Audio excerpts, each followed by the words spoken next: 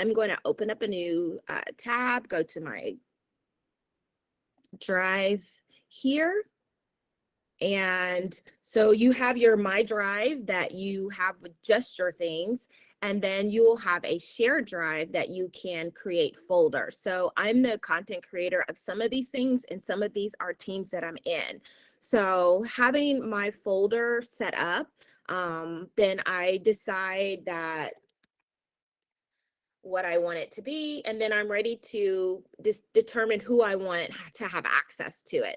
So when you go in, you're able to determine that right away, how you want, who you want to have access to it. So clicking that down arrow is where you can do the share.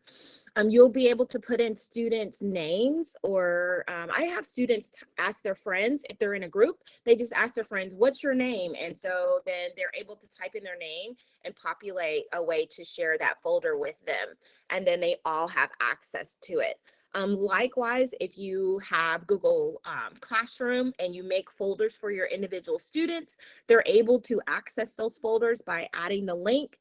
And in your Google Classroom, that folder that you make will populate in their Google Classroom as you are giving content and sharing content. That folder will automatically be in there. So the next thing that we wanted to talk about is getting organized. So if you notice, my file folders are mostly just plain black.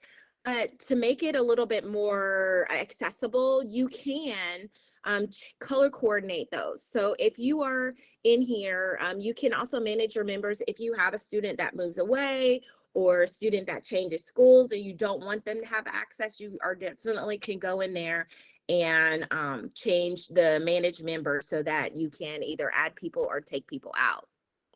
And you just go in there and select their name, and then you're kind of done with that. So within your folder, if you click the down arrow, you have lots of options, and this is where we can either update the name, as Keith was saying, do I want to make it be by year or something different? And then we also can change the theme. So if like this particular group that I coordinate for, we have a logo. So I would probably go in and change the theme to our personal logo, and then I can upload it based on that and make the theme be our logo, or I would change it according to pick from the gallery. And then that's where I could either use some of the themes that they have prescribed or choose a theme of my own. So those are other ways that you can have your students organize them.